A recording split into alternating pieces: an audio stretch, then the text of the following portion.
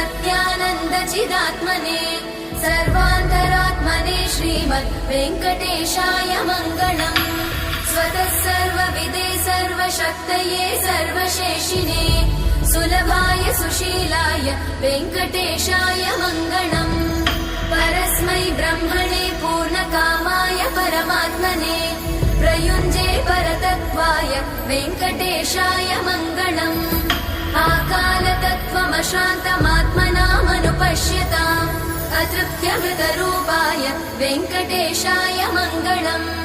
प्रायस्वचरणौ पुंसां शरण्यत्वेन पाणिना कृपया दिशते श्रीमद् वेङ्कटेशाय मङ्गलम्। दयामृततरङ्गिण्यास्तरङ्गैरिव शीतलै अपाङ्गैः सिञ्चते विश्वं वेङ्कटेशाय मङ्गलम्। स्रग्भूषां